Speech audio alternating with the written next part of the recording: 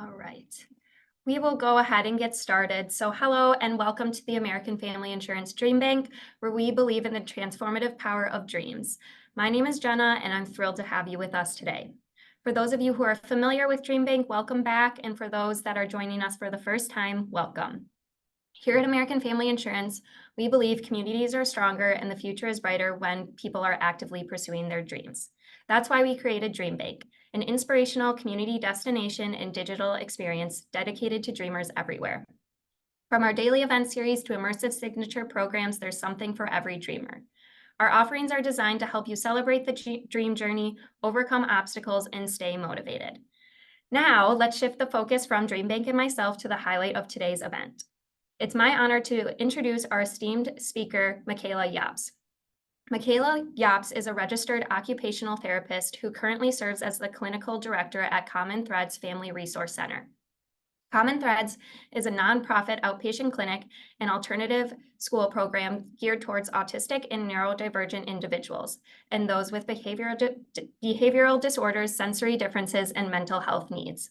The Common Threads team prides itself on creating a daily environment of acceptance and growth where students and clients flourish. When Michaela is not at work, she loves reading and spending time with her dog. Welcome, Michaela. We're delighted to have you with us today. The stage is yours. Thank you so much. I'm going to get my screen shared here. Just while I'm getting that shared, I'm so excited. I saw a couple chats from New York and Vermont, Massachusetts, Indiana, Colorado. It's really, really exciting. Okay. All right. Anyone, let me know if anything's not coming through correctly, but we'll get started. So hello, everyone, and thank you for joining me today. A special thank you to Jenna and everyone at the Dream Bank for making this happen. Today, in honor of Autism Acceptance and Mental Health Awareness Months, we are going to be discussing the intersection of neurodiversity and mental health. So just a little more detailed intro for all of you. My name is Michaela Yopps, and I am a licensed practicing occupational therapist. I received my undergraduate Bachelor of Science degree from UW Green Bay in Wisconsin, and my master's degree in occupational therapy from Indiana University, Purdue University of Indianapolis. I currently serve as the clinical director at Common Threads in Madison, Wisconsin. Common Threads is a nonprofit organization, and we serve Dane County, Wisconsin, and surrounding areas. All of our programming is geared towards autistic and neurodivergent individuals, those with behavioral disorders, sensory differences, and mental health needs.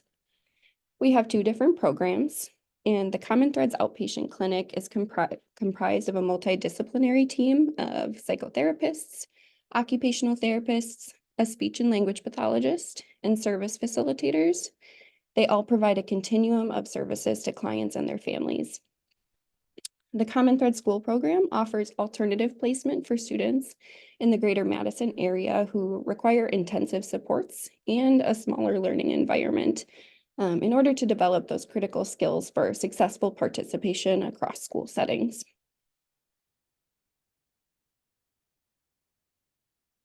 As a portion of this presentation, I'm planning to answer a few questions for all of you, including, what is the neurodivergent experience? What are the common myths and misconceptions around neurodivergence? And also, what is true based on lived experience? And finally, how can each and every one of us be more inclusive and neuroaffirming? Today, you'll definitely notice a common theme throughout our discussion, and that is really just challenging our overall understanding of these concepts. I do challenge each of you today to open up your mind to some potentially unfamiliar and new information, and just to consider how you can continue to grow your perspective moving forward.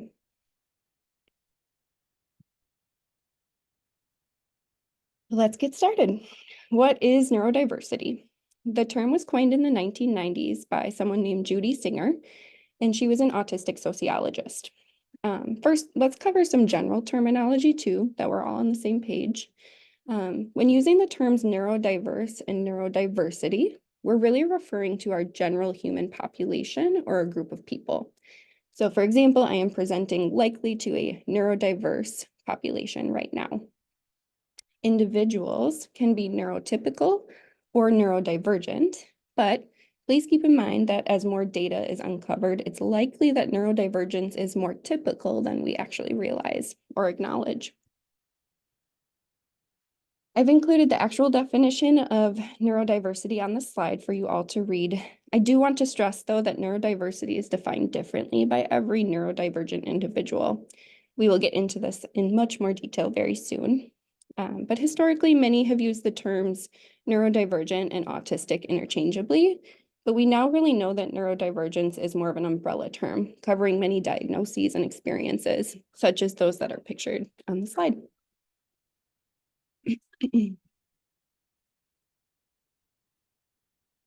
So getting a little bit deeper into what that means, I am going to use autism as the primary example here, but again, this also covers a lot more diagnoses and experiences than that of autism.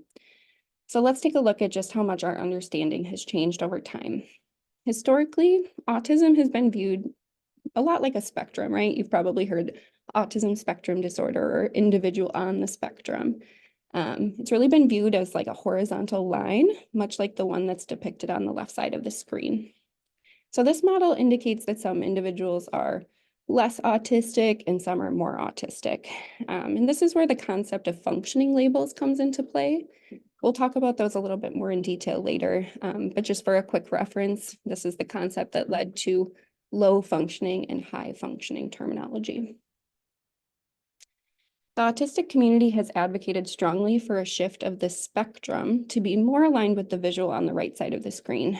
So this depicts a spectrum as a wholly unique experience, demonstrating that each individual varies in their strengths and challenges related to the neurodivergence, but that this doesn't really make them less autistic or more autistic. It doesn't make them less than or more than. It simply makes them them. So let's just be clear that if you do hear someone say they know someone who's autistic, what does that really tell you? So if they tell you, based on a label alone of low functioning or high functioning or less autistic, more autistic, further on the spectrum, less on the spectrum, truly, if we're reflecting deeply, can you, based on that label alone, understand their communication, how their brain works, what their skills are, what are their interests and passions, and their capacity for success? Of course not, right? It really only gives us a label. So over the next several slides, I'll be sharing some examples of what neurodivergence means to different individuals, described either through language, images, or experience. These neurology presentation examples actually were shared with me either by current or previous clients, family members, friends, even some coworkers, and I will share a little bit about the way that my brain works as well. As I'm going through each of these, I do encourage you to ask yourself, how does your brain work? Are you a visual thinker or more of a verbal processor? Do you analyze details or think in general big picture concepts? And if asked to describe it, could you explain to someone else truly how your brain works? So the first example we have is the soundtrack to the musical Hamilton. For those who have not seen this, I do highly recommend it, but we'll give you the warning that all of the music will be stuck in your head and you will be in your car singing it, I promise. But the premise centers around founding father Alexander Hamilton's involvement in the American Revolution. There's lots of themes of individuals and groups fighting through hardship for a common cause. There's a lot of advocacy for individual rights and necessity of perseverance and resilience to survive. So if you can think a little bit about how that might relate to neurodivergence, we know that those experiences are really common for them, having to fight for their rights and advocate for their needs and be resilient. A client of mine uses this to both describe their experience with PTSD and also to cope with their PTSD diagnosis.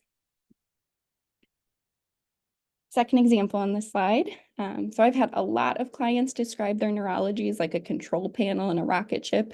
I'm not familiar with Star Trek, but sometimes like the ship that they drive on. And sometimes the system only requires one driver who serves lots of different functions in the ship through different buttons.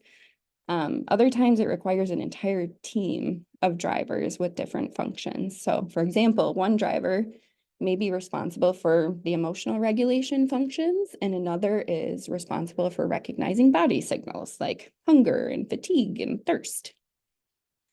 The drivers really must collaborate and act in tandem with one another for the system to function smoothly. So this is our second example.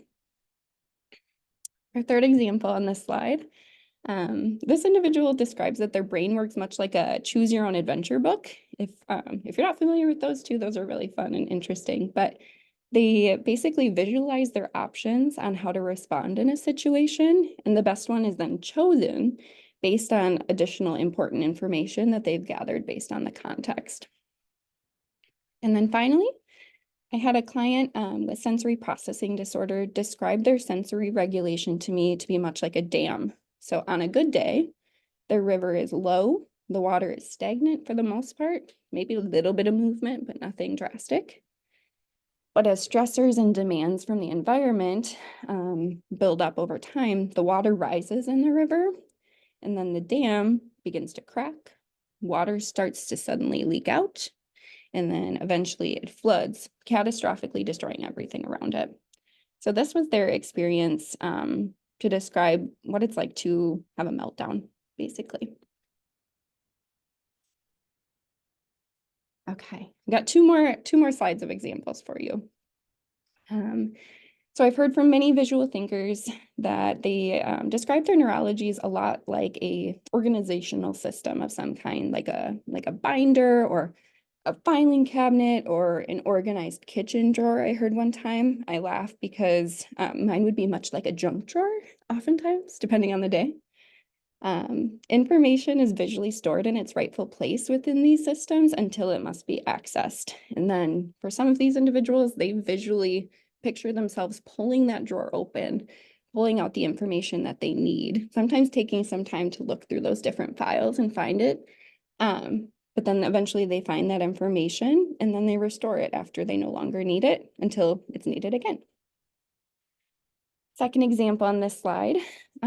Recently, I was super lucky and felt really grateful to learn about a personal experience of someone's where they described their executive functioning much like a spinner wheel. So if you picture on Wheel of Fortune, as the spinner goes around and around, they're analyzing each option, and each option is a different part of the spinner. Gradually, that spinner comes to a stop and lands on the most applicable and reasonable option, and that's the decision they make. So the way they describe to me is that sometimes it takes them time to make decisions and process the information, and that's actually what's visually happening in their brain. What's visually happening in their brain. I once had a young child describe to me their synesthesia as their buzz. For those who aren't aware, synesthesia refers to the experience of information from one sense or a part of the body originating from a different sense or part of the body. So, for example, this kiddo experienced sounds in his environment as a vibration throughout his body, that it would increase in intensity as sounds increased in volume. I really just loved it that he called it his buzz. He'd be like, my buzz is getting big. And we always knew that that meant we needed to lower the volume or reduce our volume of our voices in the space. So it's a really cute and fun example. Okay, and last example on this slide describes the experience of someone I worked with who has dissociative identity disorder. So they indicated to me that members of their system sat on different levels of a set of bleachers, much like spectators would at a sports game. So some members were fully aware of all the details all of the time because of their unobstructed view, but others only experienced their information part of the time, as they would if their view was obstructed as a spectator at a football game, for example. If people are sitting in front of you, you don't get the whole picture. This was super important for us to, as their team, understand how their different system members presented in certain situations and had different levels of memory and awareness from day to day. Okay, and my last and final slide of examples for you. So I told you I'd share a little bit about my brain. So my brain works a lot like a typewriter or a keyboard.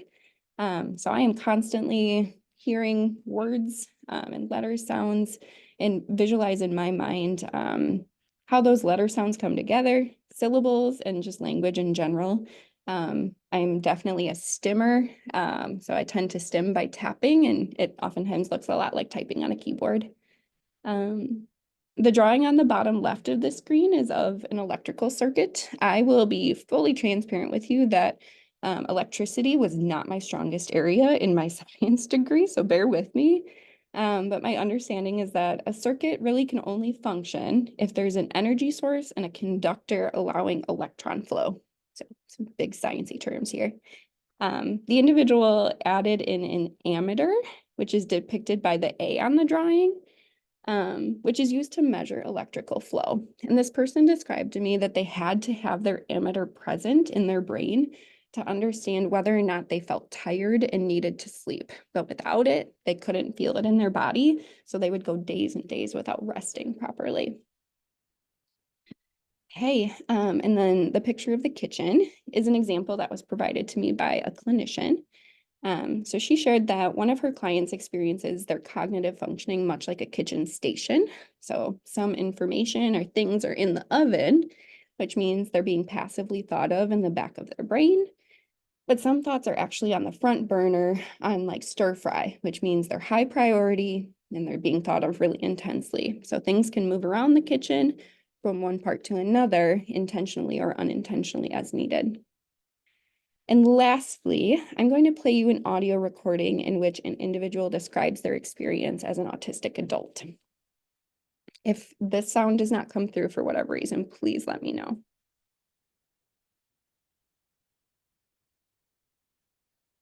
Neurodivergence for me is it's a mixed bag, but it's really like stark contrasts. So I have like the things that I really excel at, which are often recognized, and then the things that I really struggle with, which are less recognized. And having those two next to each other really confuses a lot of people. And beyond that, though, neurodivergence for me is about trailblazing, um, like carving a path for folks who will come after me. Um, and that's something that I really take a lot of joy in. And part of that is through basically self-discovery, and changing the framework of how I view myself, which when I realized that I was autistic a few years ago, I went from thinking of myself as sort of like defective to thinking of myself as like, oh, I operate differently. So like I'm not a like, a mammal who fails at being on land. I'm actually a fish.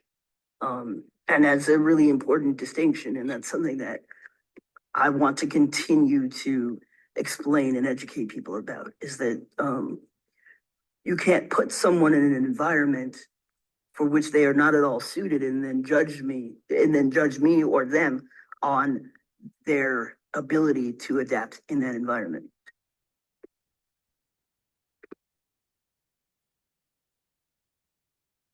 It's absolutely one of my most favorite examples to share. It's definitely a common experience for autistic adults who weren't diagnosed until later in life. Oftentimes it's really a validating experience, right? To finally understand and be able to label some of those experiences. And everybody's journey and story is different, which I'm hoping you'll all gather from this presentation today. But that's a really near and dear example of how it can work for some people. Okay. All right, so jumping into some more info. So have any of you ever heard someone else, or maybe even yourself, believe that the main characteristics of being autistic involve having poor eye contact or being bad at socializing? You don't have to put it in the chat. You're welcome to, of course. But I'm really hopeful by this point in the presentation, you can all start to recognize the inaccuracy of this stigma. Every autistic and every neurodivergent individual is incredibly unique in presentation and their experiences. So on this slide, I've chosen to give you this visual of terms and characteristics that are commonly experienced by neurodivergence. This is not all inclusive. I could have probably done many, many slides like this. And you might look at this and think, wow, what a really overwhelming and complex slide. Like, this is a lot. And that's exactly what I'm hoping you'll all notice. There is no simple definition to neurodivergence, and this is why it is so, so important to ask and to want to understand the experience of the individual that you're connecting with.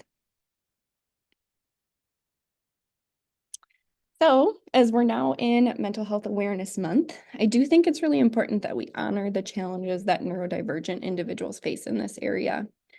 So bear with me through some hard and uncomfortable topics here, but research does indicate that neurodivergent individuals are at an increased risk for mental health diagnoses, such as anxiety and depression.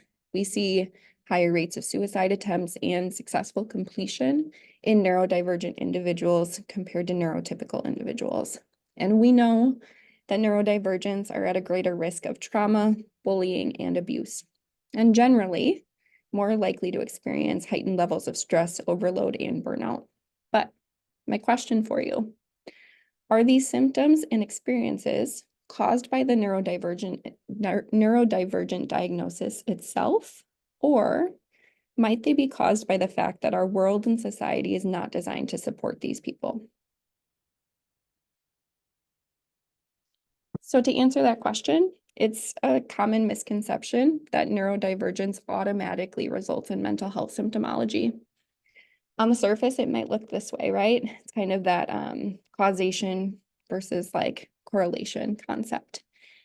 But neurodivergent individuals can live very happy, very fulfilling lives when they're provided with the social, emotional, and environmental supports that meet their needs. This confirms that mental health symptoms are instead caused by the lack of support and accommodation that is provided to neurodivergent individuals in our world. I want to spend some time breaking down some other myths and misconceptions that many of you have probably heard of or maybe even thought to yourself before. Please know that each of these myths and the breakdowns could have its own presentation that I could do for you. So I will only be grazing the surface here. And I do want to stress that this information is provided truly and strictly with the goal to increase our awareness and continue learning. So first off, the concept that neurodiversity is an air quotes new thing, right? Our society really has always been neurodiverse. We did not always have the language to describe those experiences, and in general, society established a stigma that this is not something someone wanted to be labeled with. And this resulted in isolation, abuse, and hate crimes.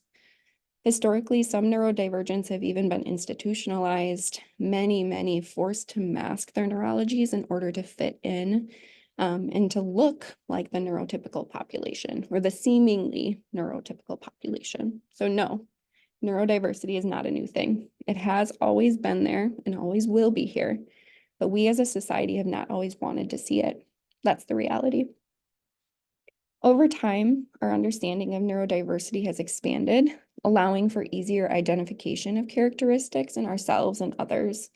And this leads to what appears to be an increase in diagnoses, but in reality is just likely an indicator that we're becoming more aware and accepting of neurodivergence, resulting in reduced masking and hiding. Another myth, neurodivergence is often pathologized and viewed as this bad, scary thing that needs to be diagnosed and cured. There are countless theories around what causes ADHD and how to prevent autism in our children. But this really implies that, for example, autistics don't want to be autistic. And why would we want to eradicate differing neurologies that really make our population unique and diverse? I think it's one of the most beautiful parts about our world is the diversity. Some think that people can grow out of autism, ADHD, sensory processing disorders, other diagnoses. It simply is not true, right? Neurodivergent children become neurodivergent adults who benefit and often need supports in order to be successful. There are countless myths and stigmas surrounding neurodivergent presentation, which we already touched on a little bit today. But to give some more detail and context, it's commonly misconstrued that neurodivergent individuals cannot empathize or have successful communication with others. We will actually look deeper at this concept of empathy in relation to the double empathy problem on the next slide. But contrarily, neurodivergent individuals are actually masters at surveying the space around them to seek out social cues from others that tell them how we should be acting, what we should be saying. Again, coming down to that masking concept we talked about. And these people aren't bad at communicating, right? Our society is full of hidden and unspoken social rules and common threads. We often use the language hidden curriculum. That no one is distinctly teaching us, right? These aren't things that someone sat us down and said, this is the hidden meaning or the hidden rule behind a scenario like this. It's just that challenge of being able to pick up on those indirect cues, and there's no direct learning around it in most cases. So social communication is quite difficult when you think about it. And finally, the misconception that neurodivergent children are misbehaved. I just challenge you. Are they misbehaved, or are we as their supporters not consistently and deeply looking for and addressing their underlying needs that are communicating to us in the way that they know how, and then resulting in them not feeling heard, seen, or valued?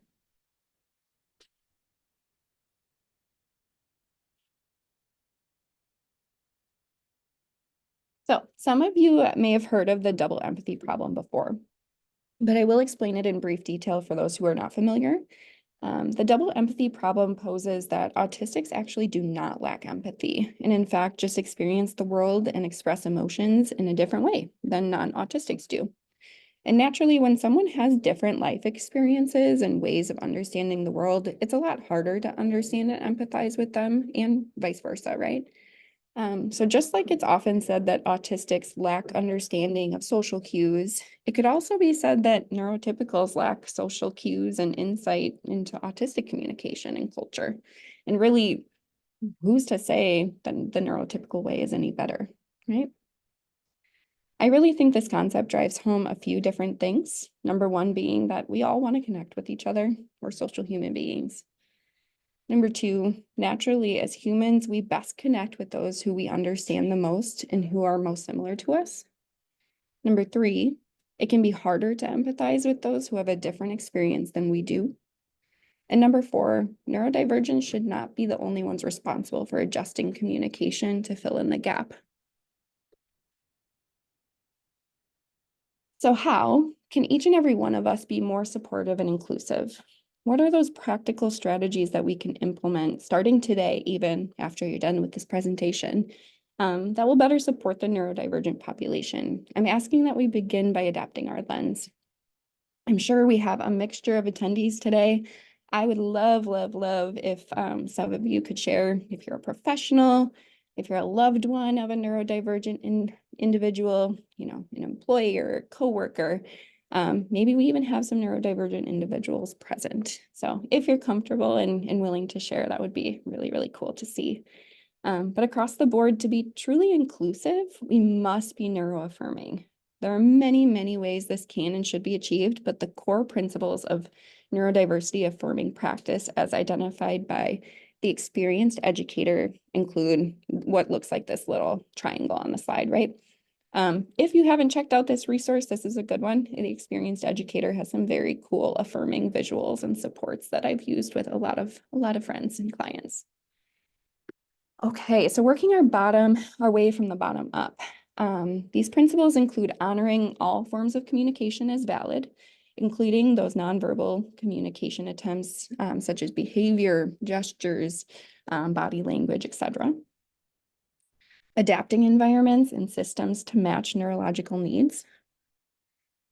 Nurturing positive self-identity as opposed to shame and judgment surrounding neurological presentation. Prioritizing lived experience over what we call evidence-based practices, which do not often or consistently account for the neurodivergent experience. It involves rejecting neuronormativity, meaning that we're trying to force others to fit into what is viewed as normal for our own comfort and gain. Promoting self-advocacy across all areas of life. Reframing expectations, which involves us asking the question of why is our expectation here in the first place? What purpose is it serving? Presuming competence, as we know that neurodivergent individuals are more than competent and more than capable of anything that neurotypical individuals are when they are given the correct supports for them individually. Includes validating differences, meaning that we do not lump people into a concept of everyone is neurodivergent in some way. This really minimizes the hardships and challenges that are faced by this population. It involves respecting autonomy of all kinds, always, always, always. And finally, intersectionality, which means that neurodivergence is not limited to a certain gender, race, ethnicity, or age. It's in fact an intersectional concept in nature. So I ask that you today and every day check your ableism through self-reflection and discussion with trusted loved ones. You may need to sit with me in some discomfort today and after, and I challenge you to do this knowing that neurodivergent individuals are not regularly comfortable on their day-to-day basis, right? So for this little bit of time, let's sit in some discomfort and learning here. Ableism is any prejudice, bias, or discrimination towards disabled people, whether it's intentional or not, that enhances the beliefs that non-disabled individuals are somehow more than or more important, more valid. Ableism can present as benevolent, meaning that it appears to be well-intentioned or unintentional, or it can present as hostile. A couple examples here. Hostile, I think we all understand, right? But these are those blatant attempts to harm or isolate disabled folks. Benevolent experiences of ableism can look like asking someone with well intentions, what happened to you? Or, well, what's wrong with you? Why do you need a sticker for your vehicle for a disabled parking spot? It can look like, patting someone on the head or the shoulder or the wheelchair. It can be a lot of different things. There's a lot of examples here, but they're well-intentioned or unintentional in nature, but just as harmful. Systematically, there are 3 different levels of ableism. So institutional ableism exists in organizations and structures such as the mental health system, the educational system, and the medical system. Interpersonal ableism occurs in everyday social interactions and relationships. And finally, internalized ableism is the way in which disabled people can begin to internalize society's stigma and messages about disability, then impacting their self-perception and their perception of other disabled people, making them question, am I good enough? Am I worthy enough of love, of support, of having the opportunities to be successful that I want? So, can you spend some time today checking your ableism? What beliefs exist within you about disability? What messages are portrayed in your interactions with others, whether disabled or not, about disability? Do you contribute to systems that have ableist principles built in? And in what ways can you start to shift that, whether that's small or big? Part of being inclusive and accommodating involves being up to date on how to discuss these topics. Language is so important. It informs how we think of others and how others will be treated. So you may have already noticed throughout my presentation today, I'm saying things like autistic or neurodivergent individual instead of person with autism or person with neurodivergence. The autistic community has advocated strongly for identity first language. This language acknowledges that autism or neurodivergence is a fundamental part of that individual. If we instead say something like that kid with autism or that kid on the autism spectrum, we're implying that autism is inherently wrong and should be removed from that person's identity. Just like we wouldn't refer to someone as a person with Blackness or a person with Jewishness, for example. So this is specific to autistics, but is also preferred for ADHDers, cognitively impaired persons, intellectually disabled persons, learning disabled persons, and psychiatrically disabled persons. And this can vary based on neurodivergent presentation.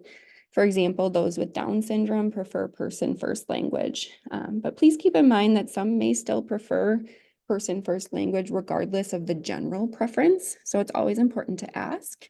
And it's more than okay and actually preferred to ask.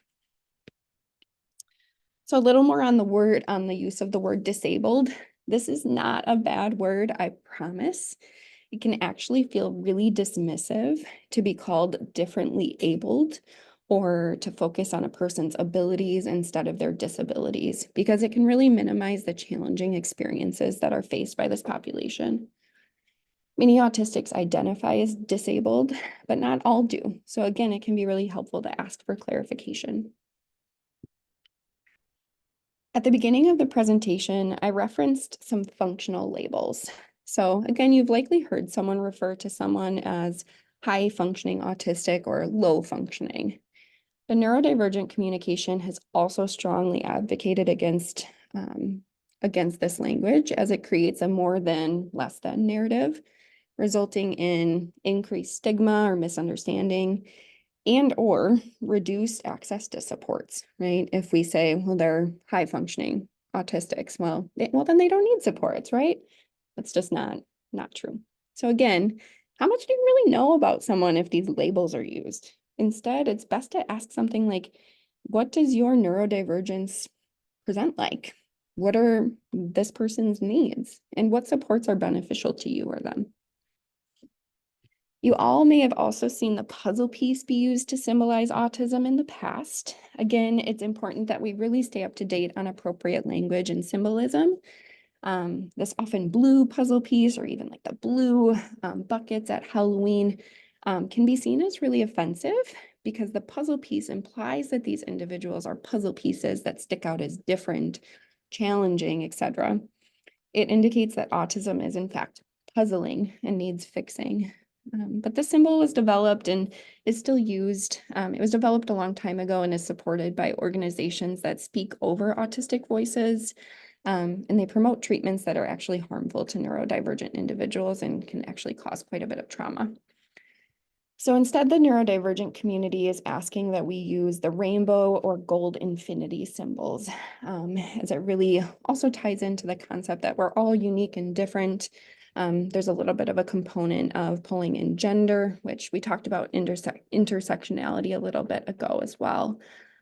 So again, symbolism and language, it really leads us in the direction of treating people well and building them up versus creating systems that are oppressive. So we've touched on this here and there throughout the presentation, but in order to be neuroaffirming, we need to recognize that all communication is valid. So I'm not sure if you all know this, but in all conversations, regardless of neurology, over 90% of communication is nonverbal. So things like, gestures, facial expressions, body language. So why is it that we focus so much on an individual's ability to use their words, right? We really need to adapt our mindset here and be willing to look for those underlying meanings of what a person could be communicating in the moment in whatever way they can, and look at a deeper level, right? It may look like one thing, but if we don't look at the whole picture and understand this person, they may be communicating something totally different. So it's our job as supporters to make sure that we're doing that. Additionally, communication can look different for everybody. So some individuals may access speaking as their primary communication method, but others may use images, sounds, gestures, or even technology devices to communicate. All of them are valid. Okay, and for those in the room, or the virtual room, I guess, who are interested in some options to adapt to the environment, this slide is for you. As an OT, this is where my heart lies, right? Adapting the environment around the individual to make them successful. So this is where I get really excited. First and foremost, remember that universal design and accessibility benefits absolutely everyone. If we design spaces and structure for those who are needing support, it absolutely can benefit others who may not absolutely need it. And it definitely will not be harmful or problematic. So, universal design and accessibility. Ways that we can establish a calming, regulating, and neutral environment is to really limit the extraneous sensory input as much as possible. So environments that are low in sound, low in light, low in visual clutter, and smells are recommended. Spaces that allow for movement and reduce the chance for touch from others can really establish a sense of safety within the body and the space. So I recommend establishing distinct movement spaces in the environment, as well as like low stimuli spaces, to support all needs. I've done presentations with dental offices and therapy clinics and outreach centers before. Obviously, every space is unique in what the demands and needs are. But I really think there's place for building these general concepts into the culture and the environment. For many organizations, I've really supported creating sensory kits and menus of tools that can be accessed to enhance regulation. So quick, small ways to get started would involve having visible options for fidgets, headphones, and sunglasses. Even you walk into like a restaurant, for example, how great would it be if at that front counter where you check in to go sit at a table, there was a little basket that said, take what you need, and it had fidgets, headphones, sunglasses, whatever is needed. And finally, because we know neurodivergent individuals and really everybody benefits from predictability and structure, use of visual schedules and checklists is recommended. It can be simple or complex depending on the client or the person who's receiving support, the environment, and the task that's expected. On this slide, I'm just showing a quick example of what it could look like to have an advocacy sheet. So this is something that we use at Common Threads. It's a visual reminder of what's available, communicating to our individuals who receive support that their sensory and emotional needs are very important. Additionally, it really allows our clients to non-verbally communicate their needs when they may not be regulated enough to do so, or they may not have access to those skills. So the one on the left is just more of a word-based menu to show all the different options that could be used in any therapeutic space. And on the right is an advocacy menu. So it's pretty quick, it's quite simple. So they can point to what it is that they think they're needing. This really encourages a lot of like bodily reflection and like, what am I feeling? What do I need? And then that self-advocacy piece, right? And this is always respected, right? If someone's requesting it, we have to have access to it. Number one, it shouldn't be visually available if it's not an option. And if they're advocating for it, we want to honor that as much as we possibly can. So a few food for thought items here for all of you to reflect on after our conversation today. How has your understanding of neurodivergence expanded throughout today's presentation? In what ways do your biases shape your perspective of neurodivergent individuals? And how might you further adapt your lens to be accommodating and affirming? I really cannot thank you all enough for being here to learn about these topics. This has been honestly a huge honor and a pleasure to do this.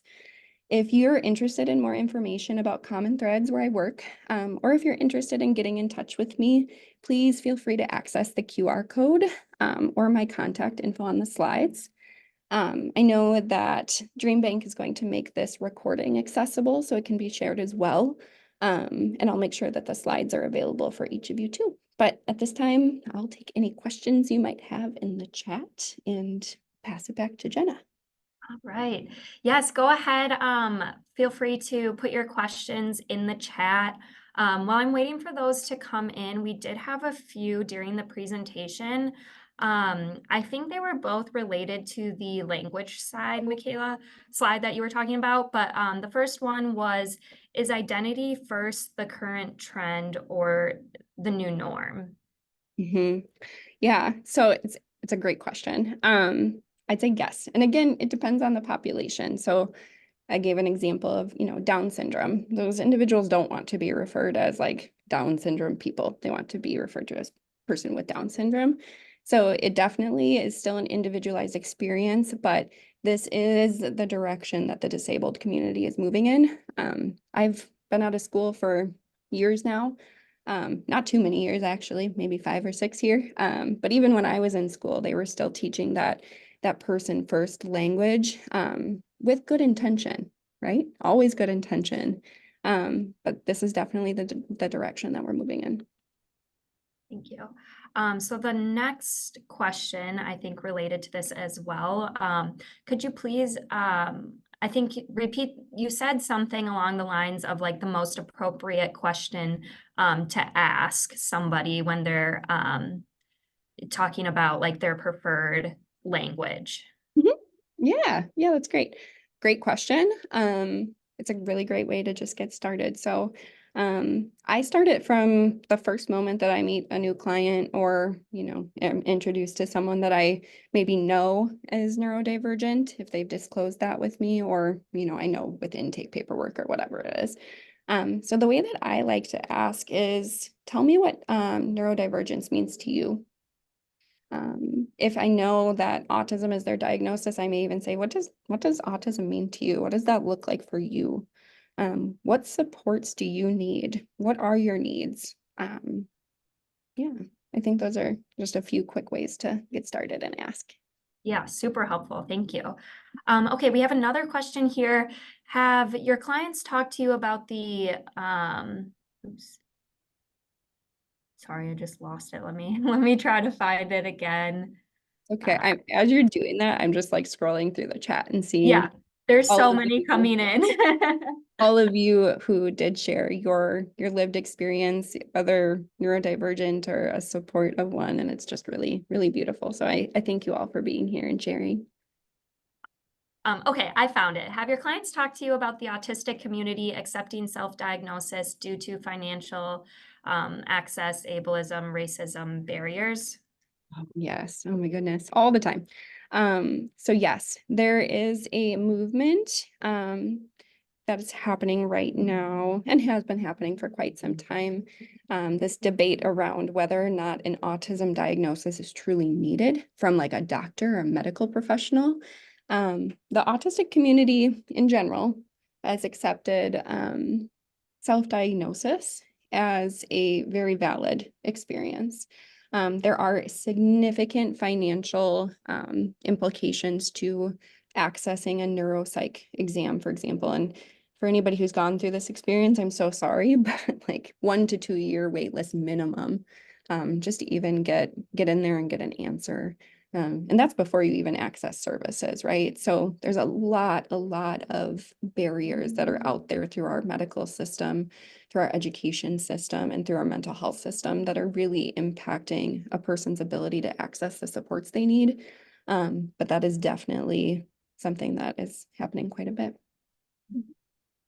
These are beautiful questions. I'm impressed. Okay, the next one here is what age or when should you communicate to a child that he or she has autism, and how do you prepare that information? I like this question, and at the same time, I'm not going to give you a great answer. That's okay.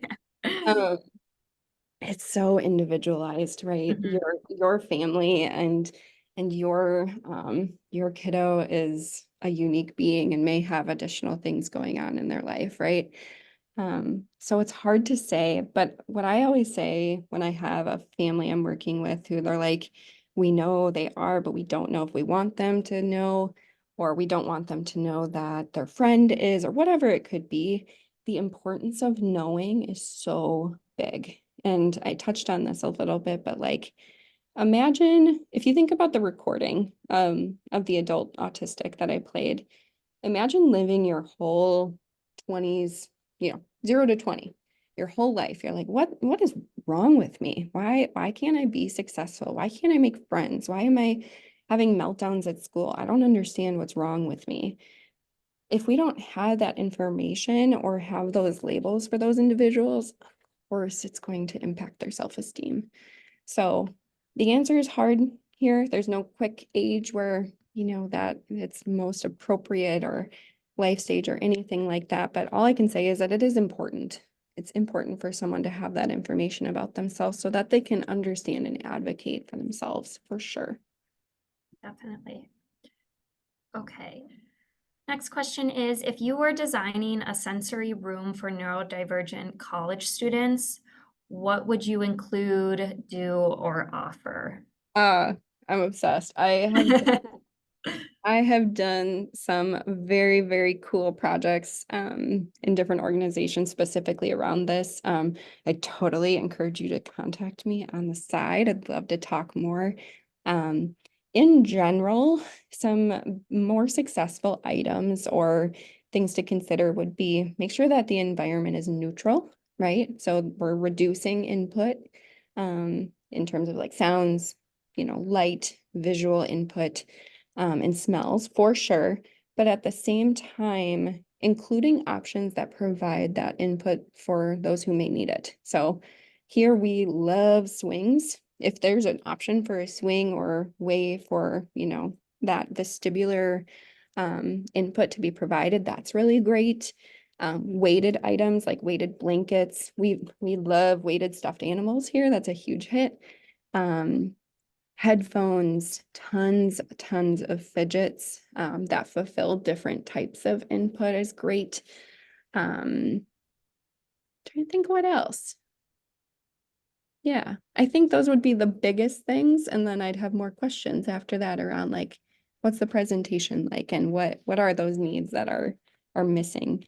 So definitely encourage you to reach out to me. I'd love to chat. Awesome. Okay. We have one question here.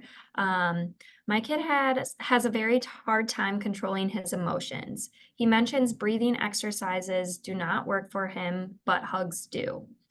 Are there any tips or ideas you can share that can work as alternative to hugs for himself to self-regulate when parents are not around? And then, for example, during school hours. Yeah, this one's super common. So, great point in bringing up that breathing is not always an effective tool for neurodivergence. Takes a lot of, honestly, mindfulness for anybody is kind of a challenge, right? But you have to be really aware of your internal body signals and be able to shut out the input that's coming in from the environment. So the reason that hugs is so beneficial is, of course, like the connection with another person.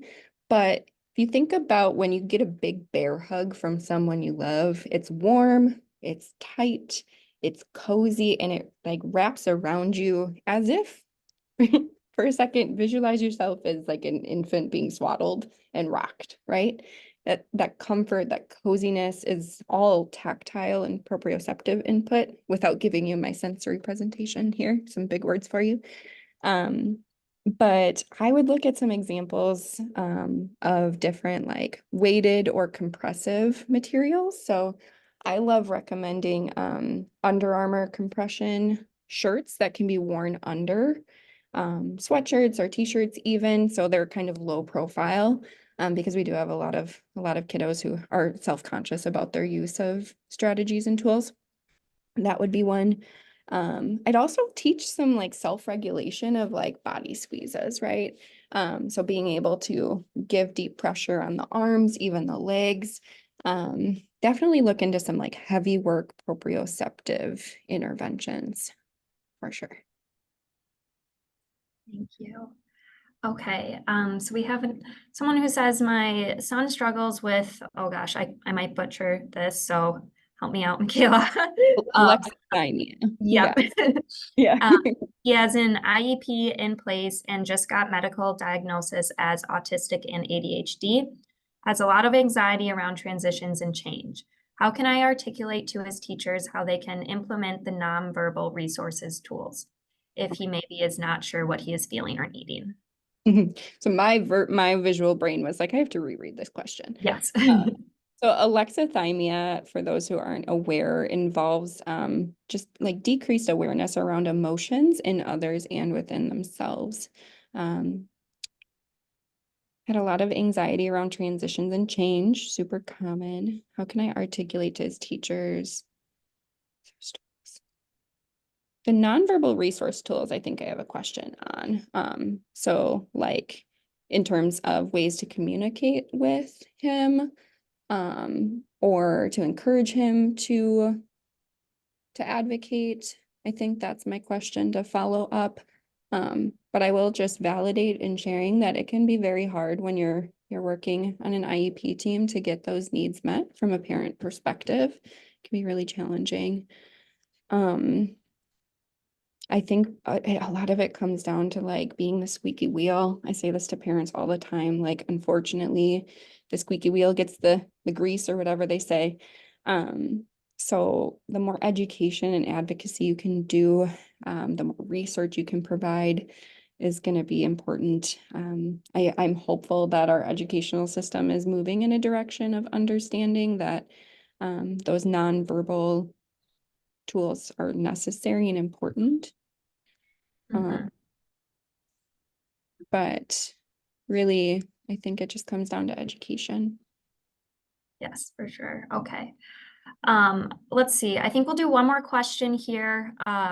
We have, are coping mechanisms such as breathing, hugging, fidgeting only in the moment, or can the mechanisms be incorporated into a daily routine? Beautiful question. Okay, of course they can be incorporated throughout your day. You guys, maybe if you were watching my tiny rectangle in the corner, I have been on a spinny chair and have been going back and forth this entire time. I also have like 2 fidgets that I've been using consistently. We all are sensory creatures. People who click their pen or like twist it in their fingers or tap their foot under their desk. We're all sensory creatures and we all self-regulate through our bodies. So naturally, we incorporated it into our daily routine without having to cognitively think about it. But yes, breathing, hugging, fidgeting, literally any strategy I encourage to be built into your daily routine as a proactive strategy. It also creates predictability around that type of support, so that it can be, the more we practice it when we're regulated, the more likely we are to remember how and when to use it when we're dysregulated. So absolutely it should be, can be, and I highly encourage it. Amazing. Well, thank you so much. There's so many great comments flooding in. So I know that we just really appreciate having you here, Michaela. And thank you so much for sharing, your time, resources, and insights with us today.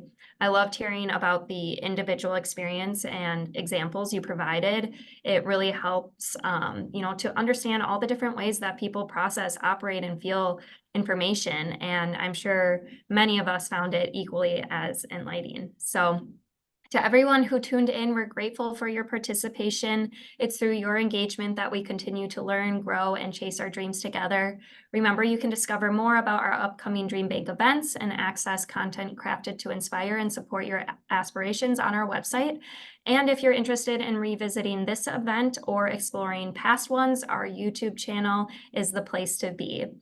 I've truly enjoyed learning with all of you today, and I'm excited about the opportunity to connect again at our next DreamBank event. Thank you all and take care.